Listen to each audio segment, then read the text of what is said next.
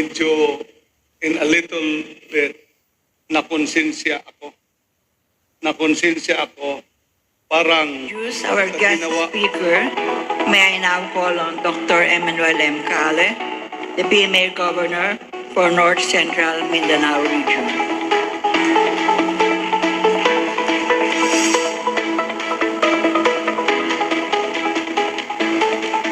Thank you, Secretary General.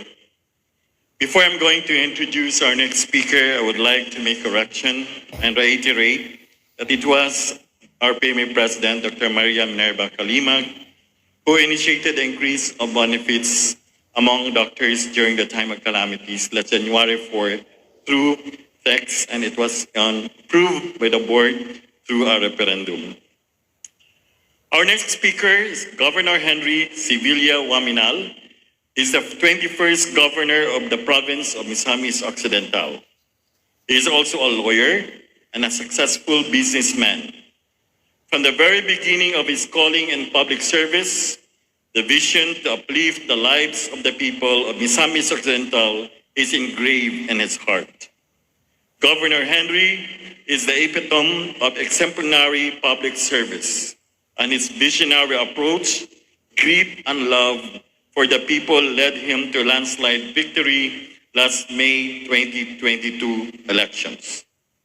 His track record is not just bullets of his accomplishments, but it manifests his dedication and his commitment to provide quality service to their constituents. Due to his determination to provide effective and efficient public service, he became a member of the Sangguniang Panglalawigan 2007 to 2010, Vice Governor 2010 to 2013, and three-termer congressman of the 2nd District of Misamis Occidental 2013-2022, and served as a Deputy Speaker from 2019 to 2022. Due to his unselfish dedication and tireless efforts in bringing youth development in the 2nd District of Misamis Occidental, he earned the moniker as the Working Congressman. Among his notable achievements was a principal author of Republic Act number 10865, which upgraded the status of Mayor Hilarion A. Ramiro Sr. Regional and Teaching Hospital by converting it into a medical center now known as the Mayor Hilarion A. Ramiro Sr. Medical Center, and Republic Act number 11563, increasing the Mars MC bed capacity from 500 to 1,000. His relentless effort was also instrumental in bringing into friction the lifelong dream of Misamisnon, the construction of the 3.77 kilometers Pangal Bay Bridge project, which will connect the provinces of Misamis Occidental and Lanao del Norte. His other major projects include Mount Malindang 2nd District Ecotourism Highway, modernization of Misamis Airport and Seaport, flood-controlled projects and drainage system, and improvement of health and hospital services facilities. In spite of his exceptional achievements as politicians, Governor Henry remains to be humble, generous, and service-oriented leader, always looking out for the welfare of the people around him. This is why he is well loved by many. Governor Henry is a family man. He is married to Attorney Pearl Grace Aya Fuentes Oaminal, and they are blessed with 3 accomplished children: Attorney Althea Isabel F. Oaminal, Attorney Andy F. Oaminal Jr., Mayor of Misamis City, and Honorable Sancho Fernando F. Oaminal, 2nd District Representative. Now serving in his first term as provincial governor, his flagship programs and projects are focused on economic growth and sustainability poverty alleviation through development of various tourist projects, such as the construction of Asinso Misamis Occidental Resort and Aquamarine Park, making it the Maldives of Mindanao. He also initiated One Family, One Professional as one of the means to improve education through providing financial assistance to students from low-income families. For health, he commenced the construction of Asinso Misamis Occ Medical Center, a locally funded new provincial hospital of Misamis Occ costing 1 billion pesos, including its state-of-the-art facilities. He also started agricultural support programs, free use of tractors and other farm equipment, free subsidy of fertilizers and farm inputs, marketing assistance to help increase family income of our farmers. I failed to mention also, he has also created and developed Asenso Misamis Occ Global Gardens and Ecotourism Park.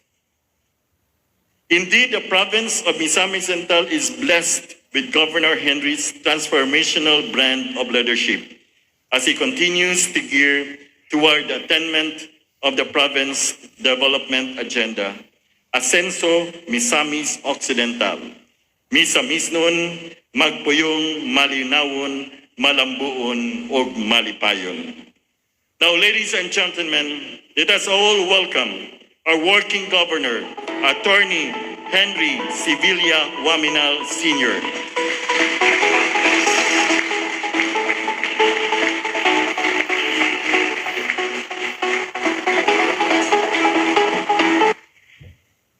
Please be seated.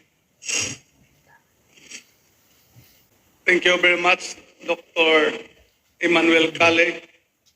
As I listen your introduction, not only the kind words, aside from it reduces the substance of my speech now, medyo in a little bit nakonsensya ako. Nakonsensya ako parang sa ginawa mo with your kind introduction, kulang pa yung suporta ko sa PMA.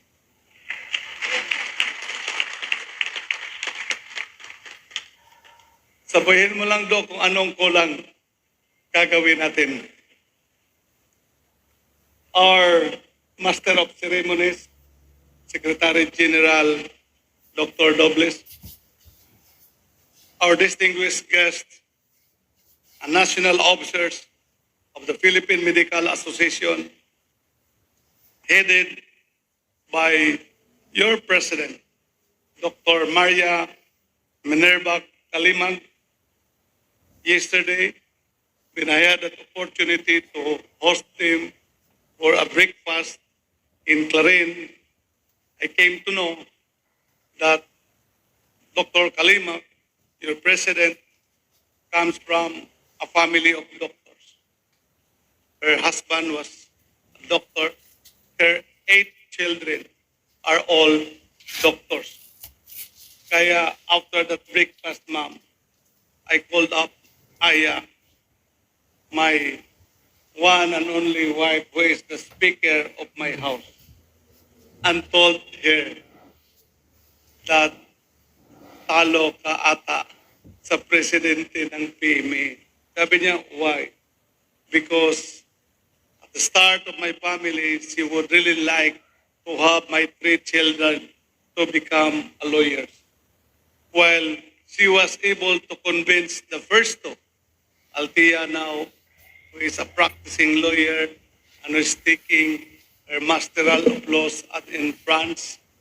The second, Attorney Henry Jr., who is the mayor now of the city of Misamis, but she failed to convince the third, who is now the congressman of the 2nd district, because according to Kong Ando, it's enough that he has 2 lawyers, siblings, who will defend him in court and the interest of the family. Of course, we have heard some national officers which were already properly recognized. I take this privilege to mention your Commissioner of the Commission on Professional Development, who had just delivered her update, Dr. Chiquiampo Dizon. I wear this barong because this is her choice. When she saw that barong that was displayed with that standee in our hotel, the Governor of Southeastern Mindanao Region, Dr. Los Acosta Barrientos, I had also that substantial discussion with her yesterday. And we have also another visiting governor, which I should not miss to mention because she is my niece-in-law, Dr. Liz Corazon Abajo Parangan of Western Mindanao Region. Our participants of this regional assembly from the different parts of North Central Mindanao who are attending physically and virtually, of course, headed by our regional governor, Dr. Emmanuel Cale. Sana sabihin na lang diretso kung ano pang utang ko. And I take this pride also that the past governors of North Central Mindanao who are present today are all coming from Misamis Occidental. Dr. Feliciano, Dr. De Leon, and Dr. Alma Osaraga. While it is true that Dr. Lanaria hails now from Lanao del Norte, but she originally is from Oroquita City, a Misamis noon who used to work our provincial hospital. The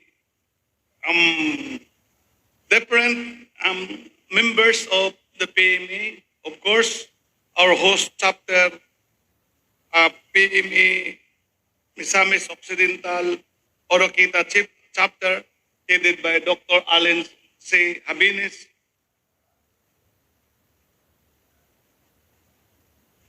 All other participants, I saw here the famous cardiology of Misamis Occidental and the neighboring provinces, who is also my very influential auntie-in-law, Dr. Pete Gernila, go over there.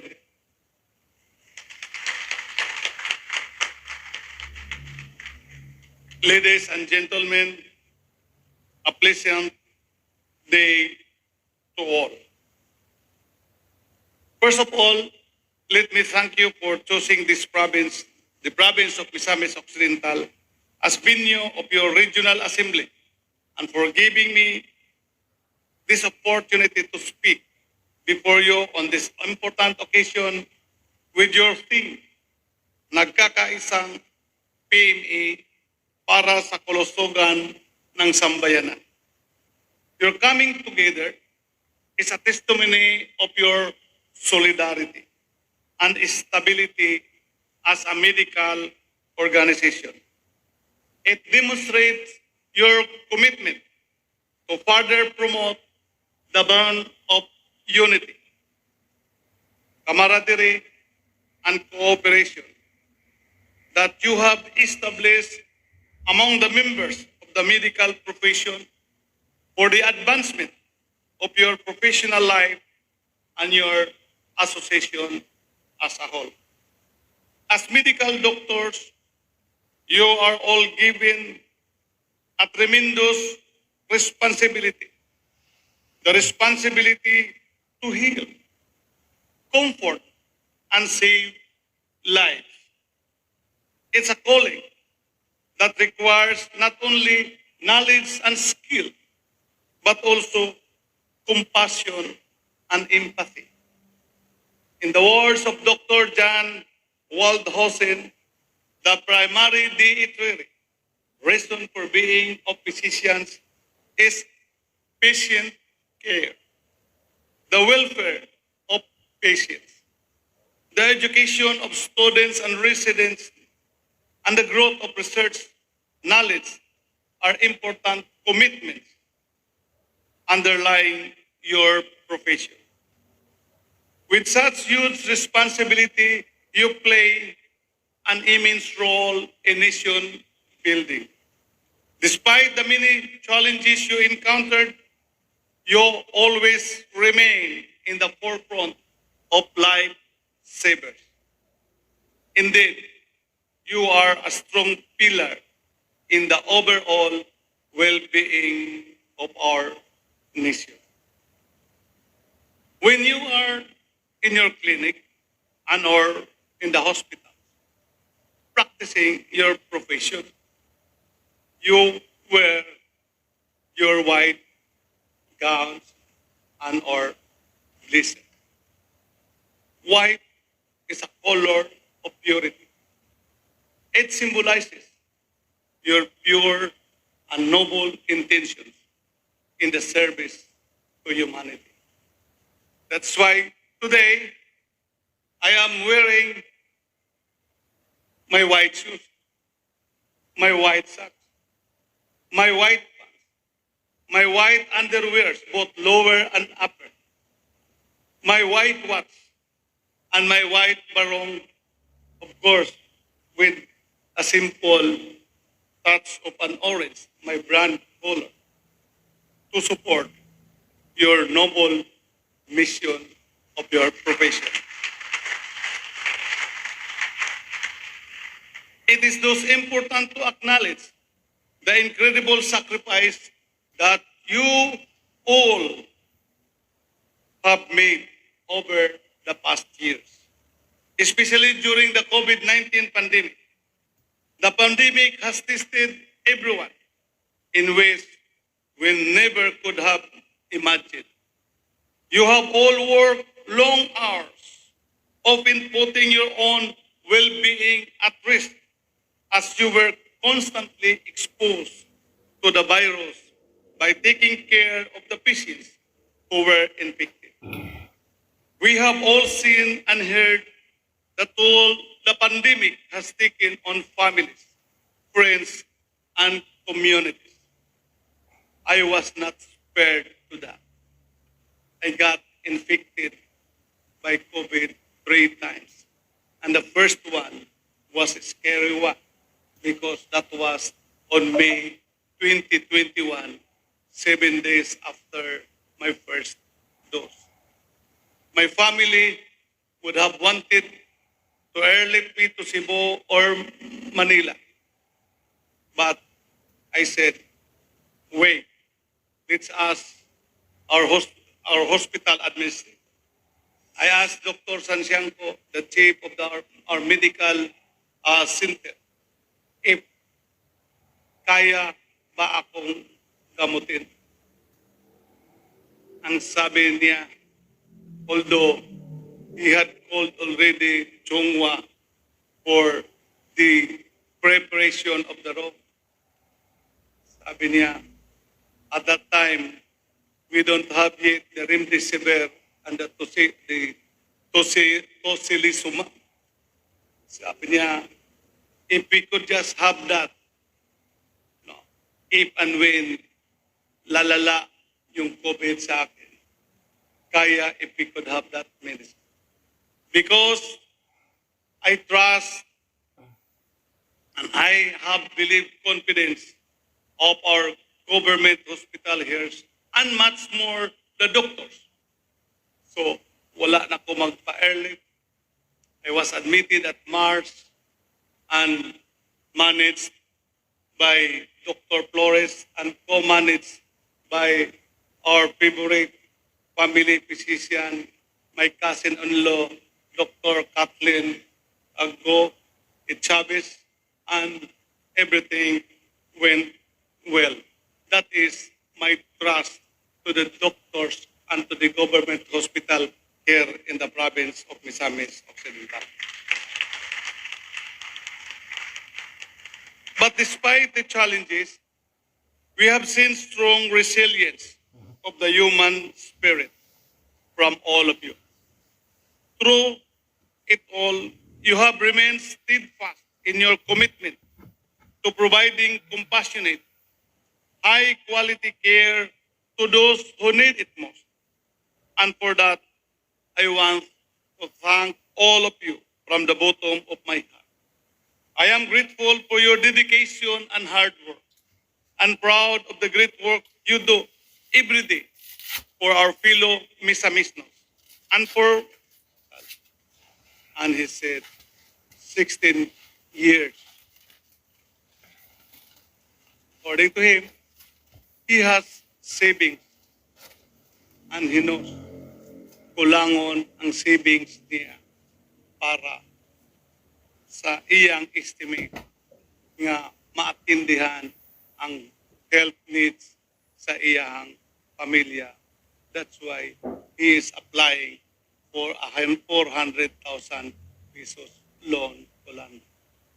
I said, Doc, you had served the people of Misamis Occidental for 16 years and continue to serve because you are still currently our doctor of our hospital. Huwag ka nang mangot. The provincial government of Misamis Occidental will take care of the 100,000 and my family will take care of the other 200,000.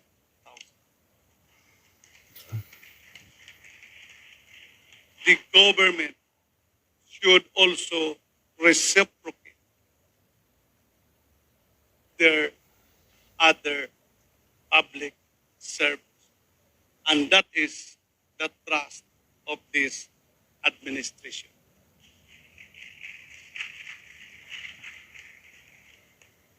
As we look to the future, I am confident that your profession will continue to evolve and adapt to meet the challenging needs of the health sector of your patients and of our time. As Governor of Misamis Occidental, allow me to share with you our vision, which was partially shared by Dr. Kale, our vision of Asinso Misamis Occidental with our 5M trust of Misamisnon, magpuyong malinawon, malambuon, o malipayon. Or in English, Misamisnon, living peacefully, progressively, and happily towards our vision, Asinso Misamis Occidental. Health is in the heart of this vision. Because without good health, it would be difficult for us to live peacefully, progressively, and happily.